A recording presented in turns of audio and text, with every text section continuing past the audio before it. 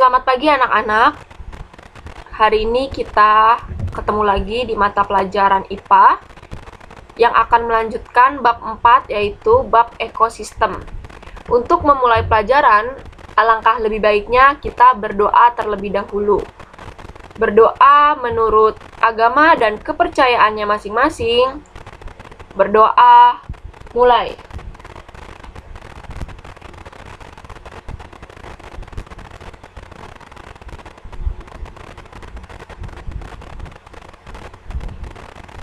Berdoa selesai.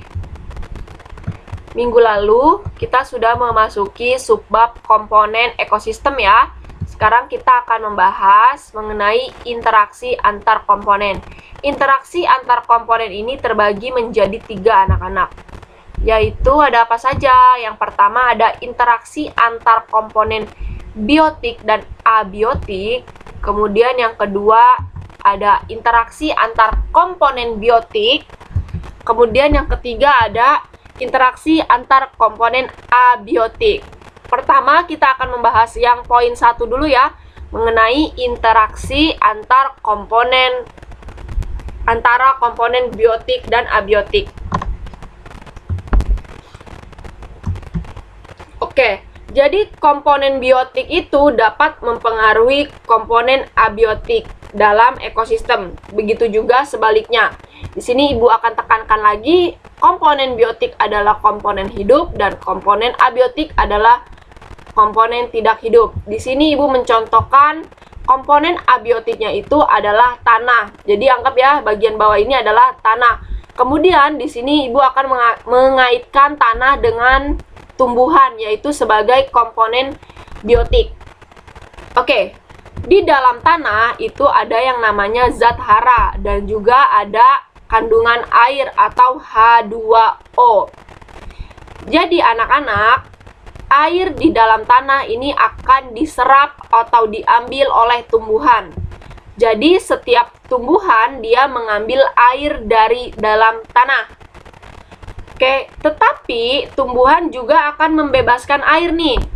Tumbuhan ngambil air tapi dia juga akan membebaskan air ke lingkungan. Jadi di sini lingkungannya yaitu udara, yang dibebaskan itu apa? Yaitu berupa uap air. Uap air ini akan membentuk yang namanya awan. Ya. Uap air akan membentuk yang namanya awan. Nah, dengan adanya awan ini maka air bisa turun, ya kan? Bisa turun melalui hujan. Jadi ada awan maka hujan. Hujan menghasilkan air. Airnya akan turun kemana? Turun ke tanah lagi. Oke, jadi kalian kalau perhatikan ini bentuknya seperti siklus ya.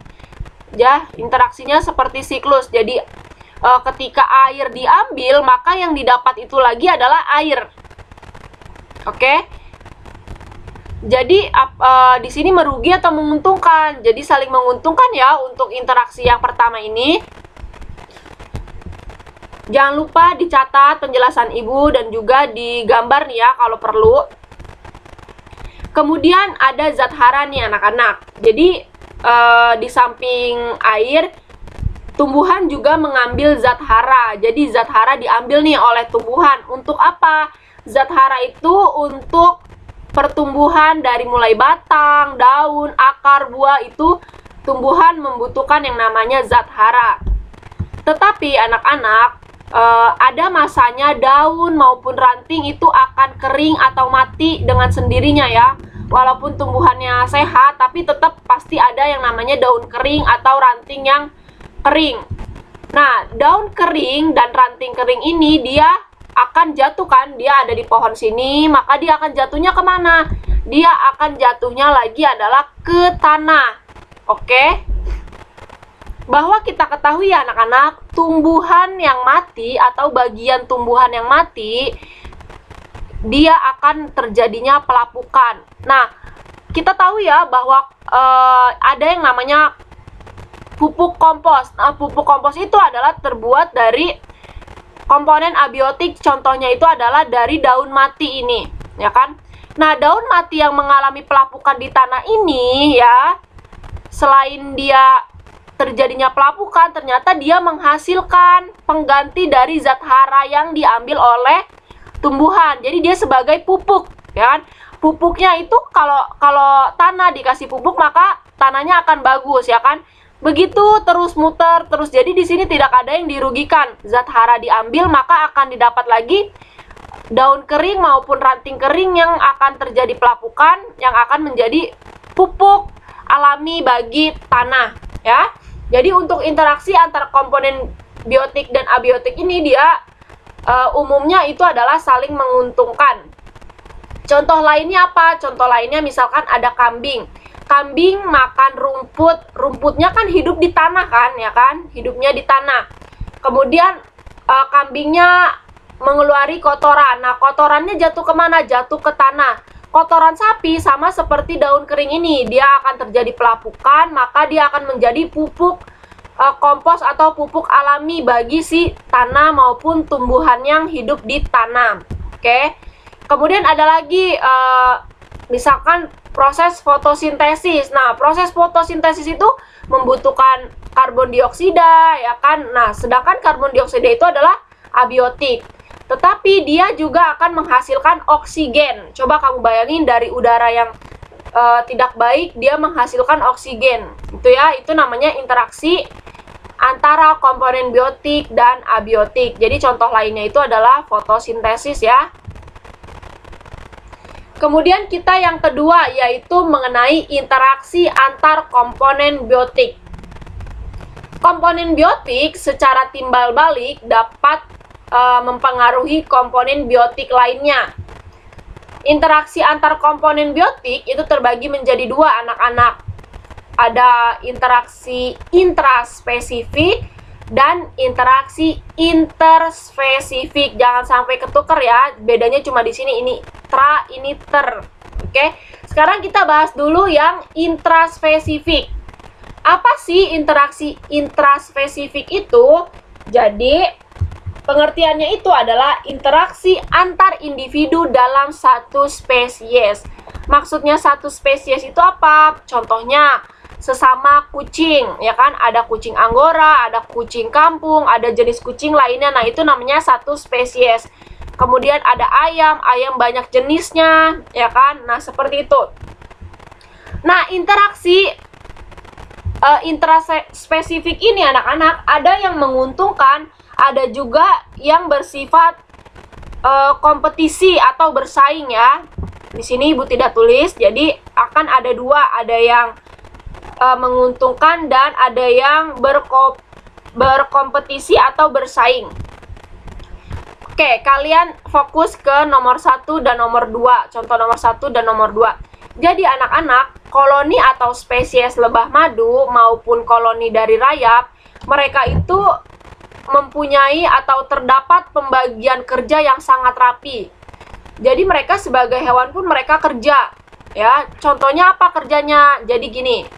Ambillah, kalian udah pasti lebih seringnya melihat semut ya. Semut melihat makanan. Awalnya semutnya satu ya kan, pasti lama-lama jadi banyak semutnya. Dari mana? Nah, itulah saling kerjasamanya antar semut.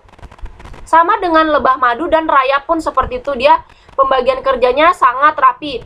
Jadi interaksi si koloni lebah madu maupun interaksi koloni rayap itu dia lebih bersifat membantu dan saling menguntungkan ya.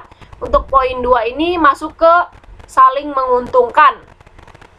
Kemudian untuk poin 3 dan poin 4 ya, coba kalian baca. Sesama kucing yang saling berkelahi untuk mendapatkan makanan. Oke, di sini aja udah ada kalimat berkelahi. Berkelahinya untuk apa? Yaitu untuk berkompetisi, untuk bersaing, mendapatkan makanan. Oke, padahal dia sesama kucing. Kenapa nggak kayak semut aja tadi? Kalau ada makanan terus bilang, beda ya sama kucing. Kemudian juga ada contoh yang keempat. Sesama pejantan harimau berkelahi memperebutkan daerah kekuasaan. Nah, biasanya harimau-harimau itu dia memiliki yang namanya daerah kekuasaan ya. Daerah kekuasaan didapat itu dengan cara berkelahi ya. Jadi untuk contoh 3 dan 4 itu termasuk ke bagian berkompetisi ataupun bagian bersaing. Jadi nanti ketika ada soal, contohnya yang mana kalian bisa membedakan. Silahkan ditambahkan di buku catatannya. Kemudian kita masuk yang kedua anak-anak, yaitu mengenai interaksi antar komponen biotik. Kita melanjutkan yaitu mengenai interaksi interspesifik. Artinya apa? Artinya itu adalah interaksi antar individu yang berbeda spesies. Ini dalamnya nggak usah dipakai ya. Jadi interaksi antar individu yang berbeda spesies. Oke? Jadi interspesifik itu terbalikannya dari intraspesifik ya. Nah, untuk interaksi interspesifik ini anak-anak terbagi menjadi 5. Ada predasi, ada kompetisi, di sini juga ada kompetisi ya. Kemudian ada alelopati, kemudian ada netral, dan ada simbiosis. Hari ini kita akan membahas mengenai poin predasi terlebih dahulu ya. Oke, jadi predasi itu adalah interaksi antar organisme pemangsa atau yang biasa disebut predator dengan organisme mangsanya atau yang disebut prey. Berarti kalau di predasi itu ada yang namanya predator dan ada yang namanya prey, ya. Berarti ada yang makan dan ada yang dimakan. Jadi pada predasi ini terbagi lagi anak-anak menjadi 3, ada rantai makanan, kemudian ada jaring-jaring makanan, dan ada piramida makanan. Kenapa ini ibu bentuk tanda panah? Karena ini akan saling mengikuti ya. Oke, kita bahas terlebih dahulu mengenai rantai makanan. Rantai makanan itu adalah peristiwa makan dan dimakan antara makhluk hidup dengan urutan tertentu. Oke, ingat di sini ada urutannya ya. Lalu dalam rantai makanan itu ada 3 makhluk hidup yang berperan sebagai produsen, konsumen, dan dekomposer.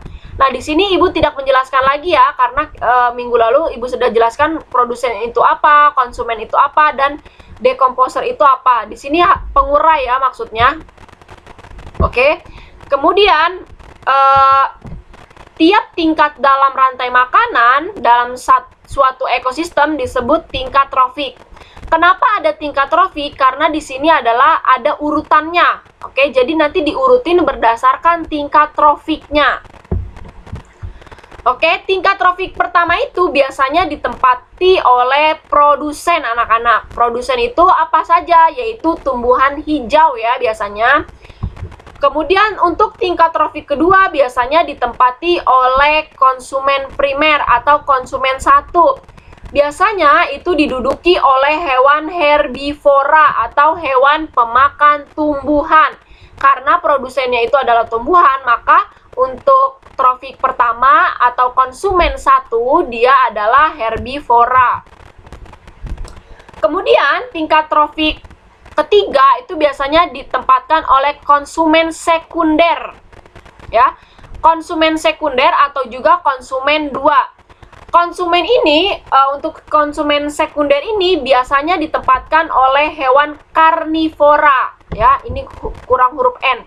Hewan karnivora itu apa? Sudah kita bahas juga, hewan yang memakan daging ya, atau pemakan daging. Berarti nanti hewan yang di sini akan memakan hewan yang ada di sini. Ya.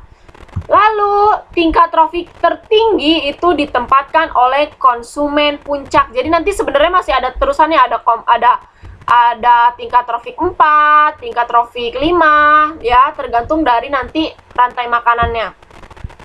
Intinya adalah yang paling tinggi itu akan menempati konsumen puncak yang biasanya dia ditempati oleh hewan omnivora atau hewan pemakan segalanya. Jadi nanti kalau di soal ibu kasih soal gini, untuk konsumen puncak biasanya menempati trofik berapa dan hewan apa yang mengisinya. Kalian harus tahu ya. Oke, di sini ibu akan mencontohkan ya rantai makanannya. Di sini ada tumbuhan bunga. Oke, tumbuhan bunga, ada kupu-kupu, ada kodok, ada ular, ada burung elang. Nah, di sini kalian silakan gambar kalau kalian bisa gambar, atau kalian langsung aja pakai tulisan tangan, pakai kata-kata. Tumbuhan bunga, kupu-kupu. Sampai sini pakai tulisan aja. Nah, tumbuhan bunga ini anak-anak, dia sebagai apa? Sebagai produsen. Oke. Kemudian kupu-kupunya sebagai apa? Sebagai konsumen 1. Oke. Kemudian ada apa lagi? Kataknya sebagai konsumen 2. Lalu ularnya sebagai konsumen 3 dan burung elangnya sebagai konsumen puncak. Kenapa puncak? Karena di sini sudah tidak ada lagi ya. Jadi dia konsumen puncak. Lalu untuk produsen itu dia menempati, ini TF itu adalah tingkat trofik 1. Oke. Kemudian untuk kupu-kupu menempati tingkat trofik 2. Kodok tingkat trofik 3, ular tingkat trofik 4. Lalu burung elang tingkat trofik 5. Jadi ingat kalau tingkat trofik itu dimulai dari produsen, tapi kalau tingkatan konsumen dimulai dari setelah produsen ya. Kalau ini dari satunya di sini, kalau ini satunya di sini. Oke, kemudian rantai makanan yang kedua, di sini ada padi anak-anak. Padi dimakan oleh belalang, maka padinya adalah produsen dan belalangnya adalah konsumen 1. Kemudian belalang dimakan kodok, maka kodok adalah konsumen 2. Ular memakan katak, nah itu ularnya adalah konsumen 3. Dan ular akan dimakan oleh belalang yang sebagai konsumen puncak. Tingkat trofiknya pun tinggal dihitung aja. Tingkat trofik 1, belalang tingkat trofik 2, katak tingkat trofik 3, ular tingkat trofik 4, dan elang tingkat trofik 5. Oke, kemudian ada yang terakhir nih contohnya. Kalau tadi kan ibu contohkan ada 5 ya. Nah ini ibu contohkan ada 4. Oke, walaupun ada 4, tingkat trofiknya tetap yang paling terakhir. Bukan berarti ini tingkat trofik menggunakan angka ya. Jadi di sini ada tanaman padi juga ya. Tanaman padi dia dimakan oleh belalang, ya kan? Padinya sebagai produsen, lalu belalangnya sebagai konsumen 1. Belalangnya dimakan oleh kadal, ya. Kadalnya sebagai konsumen 2. Nah, kadalnya dimakan oleh burung elang. Burung elangnya sebagai konsumen puncak. Tingkat trofiknya tinggal ngikutin aja. Tingkat trofik 1, tingkat trofik 2, tingkat trofik 3, dan tingkat trofik 4. Nah, anak-anak, dari rantai makanan yang sudah ibu bahas ini, kita akan jadikan sebagai yang namanya jaring-jaring makanan. Kenapa? Karena jaring-jaring makanan itu merupakan sekumpulan rantai makanan yang saling berhubungan. Oke? Untuk yang tadi, ya kan, yang tadi produsennya itu apa? Produsennya itu ada padi dan tumbuhan berbunga. Kemudian ada konsumen satunya. Konsumen satunya ada kupu-kupu, belalang. Kemudian ada konsumen 2, ada konsumen 3, dan ada konsumen puncak ya. Jadi kalian gampang banget nih kalau kalian udah tahu urutan dari rantai makanan, maka ini tinggal dibuat seperti ini urutannya ya, sesuai dengan produsen, konsumen 1, konsumen 2, konsumen 3, konsumen puncak. Oke, ini ibu bedakan menggunakan warna ya. Jadi untuk warna pertama yaitu warna orange ya. Warna orange ini adalah jaring-jaring makanan yang pertama tadi. Rantai makanan yang pertama ya, yaitu tumbuhan berbunga dimakan oleh si kupu-kupu. Lalu kupu-kupu dimakan oleh kodok, dan kodok dimakan oleh ular. Ular dimakan oleh elang. Ya. Kemudian padi dimakan oleh belalang. Belalangnya dimakan oleh kodok. Nah, yang hijau ini adalah rantai makanan yang kedua tadi. Kodoknya dimakan oleh ular. Ularnya dimakan elang. Kemudian padinya dimakan belalang. Tetapi belalangnya dimakan kadal, dan kadal dimakan oleh ular. Nah, ini yang disebut dengan jaring-jaring makanan. Jadi terdapat banyak panah, dan satu bagian ini panahnya bisa lebih dari satu. Tetapi kalau rantai makanan panahnya hanya lurus satu aja. Kalau ini satu, ini bisa ada dua ya kan, bisa bercabang lagi seperti itu. Nah, setelah seperti ini kita analisis anak-anak. Oke, dianalisis bahwa produsennya itu ada si padi dan tumbuhan, kemudian konsumen satunya ada si kupu-kupu dan belalang ya kan. Kemudian ada konsumen duanya ada kodok dan kadal. Kemudian konsumen tiganya ada ular dan burung elang ini sebagai konsumen puncak. Berarti di sini juga tingkat trofiknya bisa kita tulis ya.